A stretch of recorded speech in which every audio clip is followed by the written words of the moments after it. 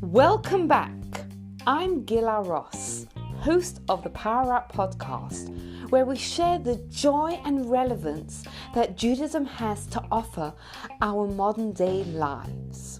And in this episode, together with the Wednesday night discussion group, we look at an often asked question. Tonight, I think we're going to look at something very, very interesting. And I think it's a question that has been asked in a lot of different ways. So, I think one of the most memorable times someone asked me this question, I've been asked it a few times since then, is we were doing an Inside Out class. This must have been a good year and a half ago. And I can't remember what the subject was, but I remember at the end of the topic, someone said to me, and she said, why doesn't God just give us clarity, right? Like a lot of what we spend our life figuring out and doing is trying to figure out what should we be doing. And another way someone asked me, I'm just going to try and explain the question so you can understand what I'm trying to talk about, is I was talking to someone and she's fairly new to Torah learning. And I can't remember what the topic was. And she was like, that's fascinating. But why doesn't everyone know about it, right? Because if everyone had access to that sort of information, if everyone knew that sort of information, it would be much easier to make the right decisions. So I'll give you an example of the story to just clarify what the question really is. Let's imagine you have this guy, let's call him Cohen, and he's going out for a cheeseburger. Let's make it a cheeseburger at McDonald's. Now, Cohen is Jewish and he's going for his cheeseburger. So he goes, he buys his cheeseburger, he gets served it, he sits down at the table, inside, outside, wherever it is, pre-corona, post-corona, whatever, but he's sitting down. And then what happens is an angel comes, swipes the bagel from the cheeseburger from in front of him and says, that's not kosher. Now, what do you think Cohen would do at that point? Go and get another burger. I'm joking. At that point, probably, he's going to say to himself, hold on a second, I got to test this out. Maybe I was hallucinating. Maybe I'm up too late last night. Maybe it's just weird things in this McDonald's. So he goes and he orders another cheeseburger. And he pays, he sits down, and he's just about to take a bite into this delicious looking cheeseburger, and an angel comes, throws his cheeseburger across the room and says, Cohen, what are you doing? Don't you know it's not kosher? At this point, Cohen is a little bit less confident about his meal choice. Maybe he goes for a third one. Maybe at that point he thinks, oh my goodness, how likely is he to actually go ahead and eat that cheeseburger? He's not. He's been put off. It's been tainted by the angel. Exactly. He's not very likely to sit ahead and eat and have that cheeseburger. Now, if we look at the world that we live in and the problems of the world that we live in, wouldn't it be easier and better for the world if that's the way the world ran? That if any time someone was going to steal someone else's parking spot, an angel would swipe down and say, hold on a second, that's someone else's. Or if any time anyone was gonna try and do something dishonest, they would get told, right? The angel would come and tell them. Or if any time someone said something nasty to it about another person, they would instantly get a visual notice that what they were doing was incorrect. Wouldn't the world run better that way? Yep. We have one vote for yes. I think that when you're making a decision to do something, it's not an organic decision. So you're sort of being guilt tripped into it and it's not yourself making it. You mean if the world ran that way? Yes. Okay. So you're saying very, very similar to what I think what Trevor is on Instagram is saying is that it would definitely limit our free choice. Is that correct to say that it would definitely limit our free choice? Yes. Okay. So I'm gonna go with what Gemma and Trevor are both saying, is that it would definitely limit our free choice, right? Because imagine if, take anything that you were struggling with, right? Whether it's struggling to eat healthy, right? Every time you saw the chocolate cake, you would see instantly the chocolate cake wreaking havoc on your health plans, right? You'd lose the temptation to do that. And in fact, the Hebrew word for world is olam. And olam, literally means, it comes from the same root as ne'elam, which means hidden. Now, a foundational belief in the Hebrew language is that whenever you have one word that means has two different meanings, that is because there is a connection between those two meanings. So, for example, in this Hebrew word olam, which means both the world that we live in, and number two, it also means hidden. What that connection is telling us is that in order to create the world, God had to hide himself, right? That's what the part of it that is hidden. And if you think about it, God is hidden, right? In the world that we live in, you can live your entire life and very few people see God. And the truth is, if anyone tells you that they have actually seen God, right? We use the word like see the hand of God, or see, if anyone has actually said, I see God, then we get slightly worried about them, right? So what the word in Hebrew for the world is telling us, that in order to create the world, God hid himself. Why did God hide himself? And it's because what Gemma told us, what Trevor told us, is that in order for us to have free choice, God had to be hidden. If we could see God, and if we could see clearly what God wants us to do, it would be very, very, very hard for us to do differently, especially if we also saw the reality of what we are doing. So we see that the foundation for free choice is the fact that God doesn't give us that clarity, right? That God doesn't tell us, right? We don't wake up in the morning and see a memo by our bedside saying, hi, Beth, this is what you have to do today, signed God, right? Or, hi, Joe, this morning you're going to have to do X, Y, Z, signed God, right? We don't get that memo by our bed. I mean, it might be a bit shocking and scary if we do. But the reality is we don't. And that the foundation for that is because in order for us to have free choice, we need to have that lack of clarity. Let me ask you a question. Is free choice a good thing? Look at the state of the world. Take it for granted that we have free choice. It's nice to have a choice, because obviously there's going to have been times in history where we've not had a choice as women or as Jews, and it's nice that we live in the free world. Yes. And any other thoughts? Is it like that the ability to have free choice means that when you choose the right thing, it's better? So it could be, but I'm just, before we get to that, I'm asking if it's a good thing. And usually what people say is, it's great that I have free choice, but it's terrible that everyone else has free choice. Right? Like, I know how to handle my free choice, but everyone else, like they just don't Well, I was going to say, like, people don't have a filter, they don't know where to stop. So that's where it becomes problematic. Yeah. I mean, if you think of a lot of the terrible things that happen in the world, a lot of them happen because people misuse their free choice, right? Like, hi Sharon, nice to have you here with us. Like, if you think about, let's take an extreme example, the Holocaust.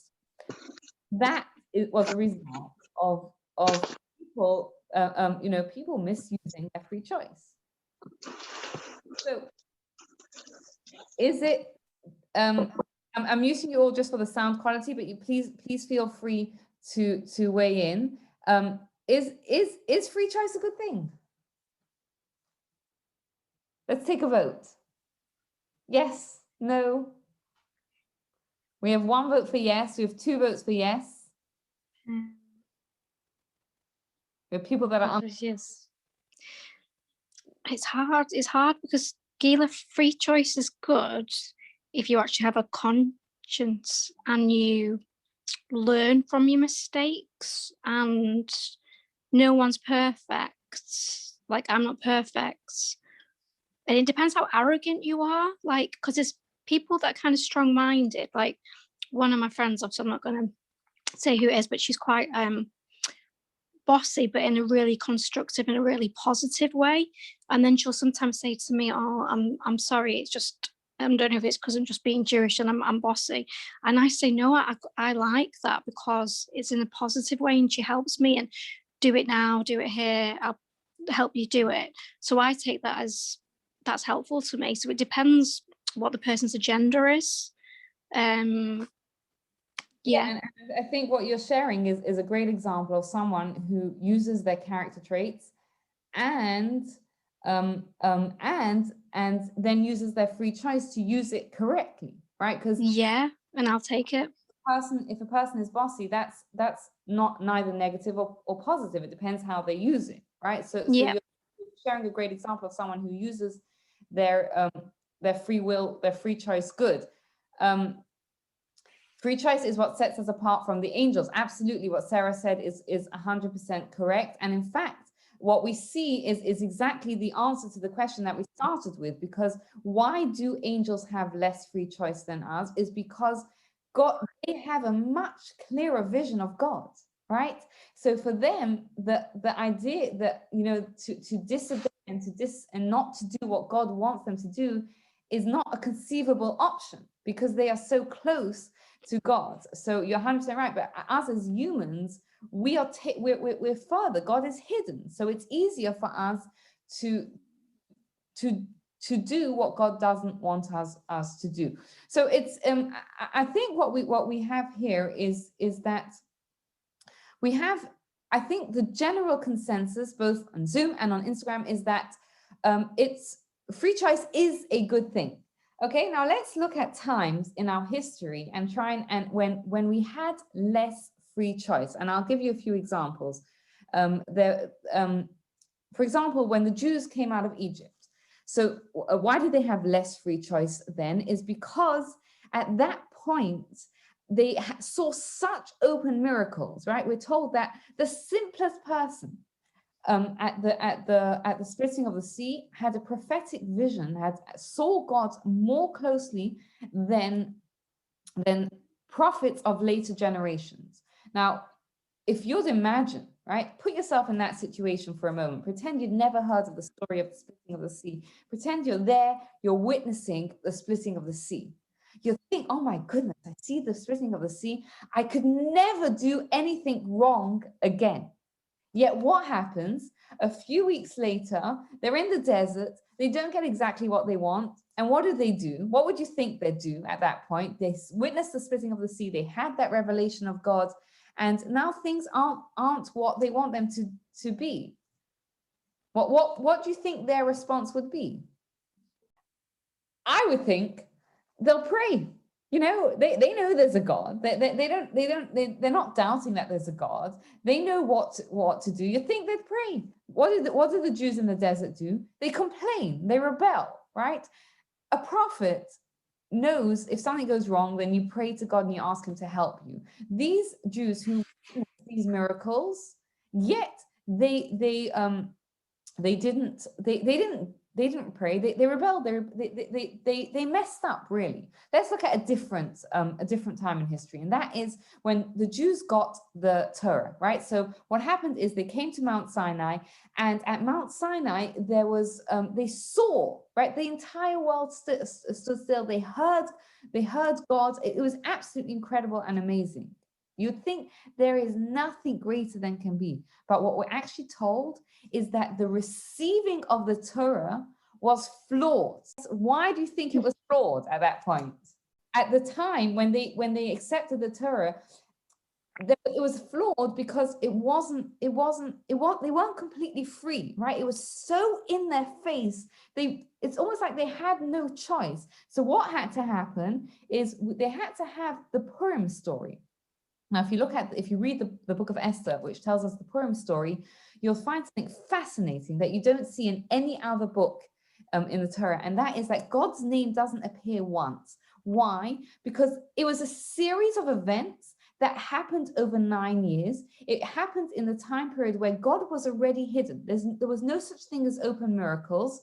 And at that point, the Jews could easily, or anyone could easily read the book or witness the events, especially if you think it took place over 9 years, and just think, wow, what an amazing series of coincidences. Or they could choose to actually see God. And the process, right, of having to search and find God, and the fact that they at that point had a choice. Do we see it as a series of coincidences, or do we see it as God orchestrating events? That is what made their acceptance of the Torah complete. That is what changed them as people. And that's why it was a more authentic acceptance of the Torah than when they were at Sinai and they were seeing God and hearing God's voice. They were hearing God's voice and they were seeing the thunder. This was more authentic because the search is what, and the choice to see God is what made that choice real. Now, it didn't stop at Purim, right? We say in the prayers every single day, we say, thank you, God, for the miracles that you do with us every single day, which means that we have miracles that happen in our life, in our day, in our lives, in these days. Now, what do I mean by that? I'll share with you a crazy story. So there was a boy who was the son of a pretty well-known actor. And he ends up, when he's about, 18, 19, 20, he ends up in a religious yeshiva. And he's known that people know that this guy is the son of a well-known actor. And they're told, that the other students are told, be diplomatic about it. He doesn't want to be called out about it. He doesn't want to, be made a big fuss about it. So he ends up sitting next to one of the other students, and the other student is not that diplomatic about it. And he says to him, I hear you're the son of so-and-so. And he says, yes, I am. He says, tell me the story. So he tells him the story. He says, when I was a young kid, I was probably about 8 or 9, I had 2 sisters and I hated it. Right? Because my 2 sisters teased me. I felt like it was me against them 2, and 1 against 2 is uneven. So I came up with this brilliant plan, right? Here I am, all of 8 or 9 years old, and I pray to God and I say to God, God, if you give me a baby brother, I will become religious. And then he says, but 1 minute, God, I want to know that you're listening. So please, in order that I know that baby brother is coming from you, make it be born on my birthday. What happens is his mother indeed has a baby boy, but the baby boy is born 2 days before his birthday. Whatever. The fact that the baby's 9 years younger doesn't really help. This kid actually feels like, oh my gosh, God listened to me, God heard my prayers, and he starts to learn more and become more religious. And years go down, and he's talking to a rabbi once, many years later, and he's telling him the story. This is already when he's much more religious.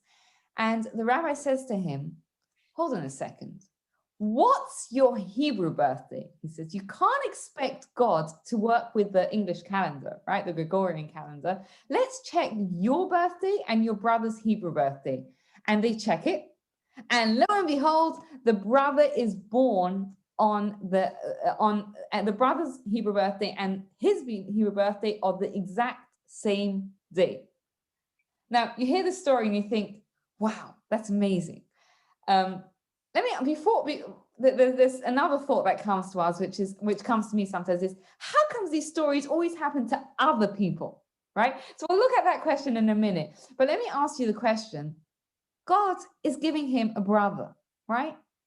He couldn't just have made it simpler and give it to him on his English birthday.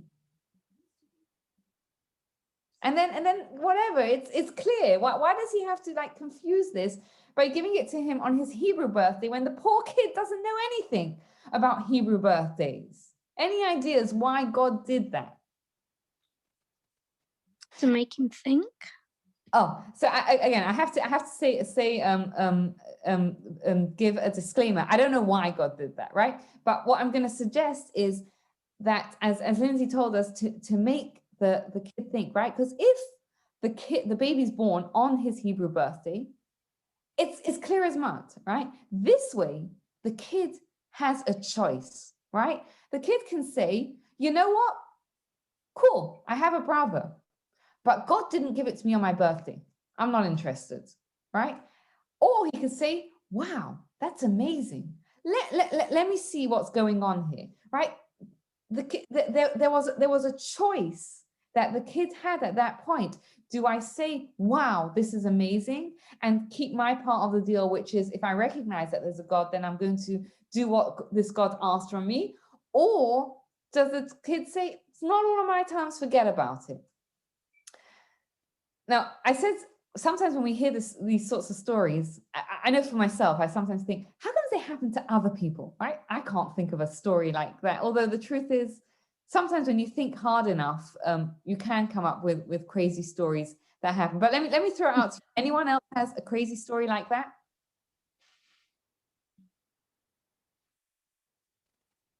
Nope. Yeah. So two of the great rabbis of the previous generation, they said, if we want to see, right, these crazy stories, a way to do that is to keep a diary. And it doesn't have to be fancy, it could be something on your phone, right? Because the reality is that we live in a world where God is hidden. So we have the choice. We have the choice to recognize God, or we have the choice to not see it. And we have to sort of train ourselves to see the messages. And I'll share with you another story. There was a guy who was studying in yeshiva in Israel. He was very inspired. He said, I want to keep Shabbat. And he left the yeshiva and he went back to New York, where he lived in New York. And for the first few weeks, it was all going good. But as the weeks get on, he didn't really have an infrastructure. He didn't really have friends that were keeping Shabbat. It was getting really, really hard for him. And he's sitting there in his New York apartment one Friday night, and he's at the end of his tether. He's lonely. He's had enough. And he says, God, give me a sign or I'm giving up. And, nothing happens. And then he said, right, give me a sign. Although I have to say something, for anyone that listens to the podcast that I put up, I interviewed a woman from New York a couple of days ago on the podcast. I published it yesterday, and she told me that she made a bargain with God, and God's followed through for her, and it's an incredible story. So if you get a few minutes, listen to the podcast, because I think you'll be very, very inspired, as I was, by that. Sorry, but back on to what we're saying. So this guy is sitting in his apartment, lonely, miserable, and he says, give me a sign, and nothing happens. He says, God, if you don't give me a sign within the next 5 minutes, I'm putting on the TV. He's watching the clock. Nothing happens. Now, what's happening on the TV is that, and I forget who it is, what channel it is, but the host of the television channel is interviewing someone who, the guy, an important point, the guy's name is Dave. So the host of the television is interviewing someone who just returned from Israel. And he's talking to him about his trip to Israel. And he says to him, what phrase did you learn in Israel? And Dave in the apartment, 5 minutes is up.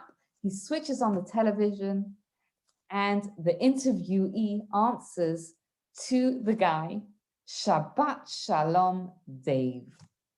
Right? There's his sign. Now, let me ask you a question.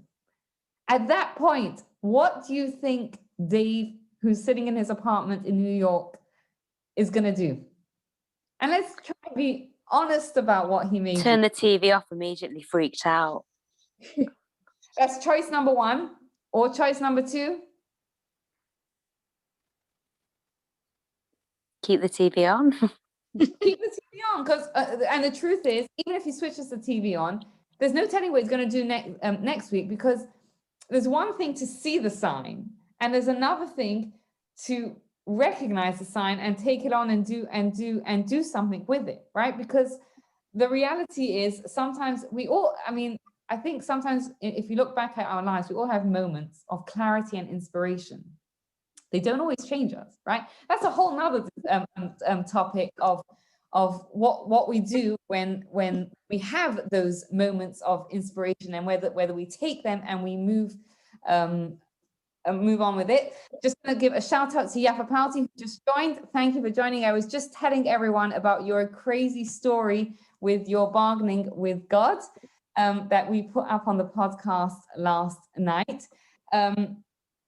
But back to what we were talking about, right? That it's hidden, right? It's much more subtle nowadays. And that is because that gives us the free choice of deciding of what we're going to do with it or not.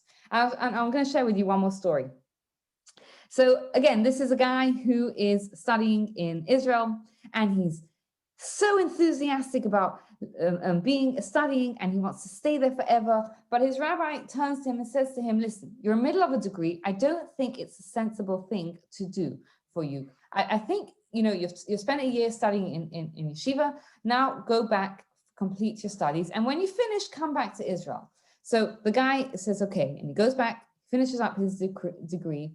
And he calls his rabbi up and he says, you know, I know that I should come back to Israel. I should spend a bit more time studying, but I've lost the inspiration. He says, so the rabbi says to him, do it. He says, you know what? I need a sign from God that this is what I should do. So the rabbi says, book your ticket and you'll get that sign. So he says, okay. So he goes and he books the ticket. And what happens is the date is coming closer and closer, and no sign. So he calls up the rabbi and he says, listen, I've got the ticket. I'm supposed to fly, but there's no sign. He says, don't worry, keep going. You will get your sign. And it's getting closer and closer to the date of travel. No sign. The guy is like, I don't know if I should be doing this. I asked God for a sign. God hasn't given me a sign. And the rabbi tells him, just go ahead.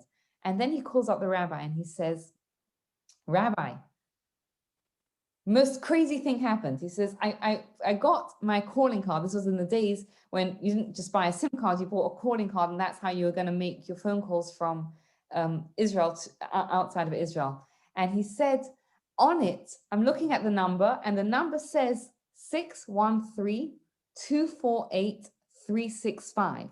And just above that is my name. And he says, at first I just looked at it and I didn't realize. And then he says, I realized that there's 3 sets of figures. There's 613-248-365. What does he realize is going on here? Is that the calling card is telling him there are 613 commandments, of which we have some negative and some positive, 248 negatives and 365 positives. And he realizes that he has his sign, right? His sign from God. Again, to sum up what we looked at is we can ask the question, why don't we have that clarity? Why isn't God more in our faces, right? Why doesn't God give us those signs? And the reality is, God is hidden, right? And that hiddenness is the foundation of our free will, of our freedom of choice. It gives us the ability to make real, authentic choices, as Gemma told us, and as Sheva also told us, that's what gives us. But with all that, we can still develop that skill of seeing God. Because when we search for, and when we then find God, and then when we take those moments of, wow, I see a little bit of clarity, and we translate it into action, that is what makes us into greater people. That is what really makes us into who we really are. As we saw in the story of when the Jews accepted the Torah, it wasn't when it was flashed, it was in their face, and that's not what solidified it. It was generations later when they had the Purim story and God was hidden, and yet the Jews made that choice to look and to find God.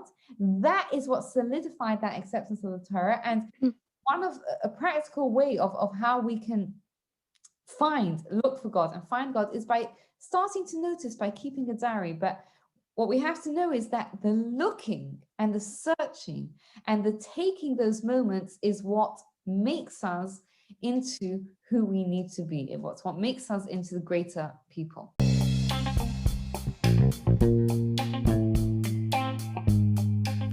Thank you for taking the time to listen. I'd love to hear your thoughts and your feedback. You can get in touch with me on Instagram at Gila Ross. And if you like this podcast, please share it with a friend that may also enjoy it. And leave us a review or a rating and subscribe so you hear future episodes. Thank you and have a great day.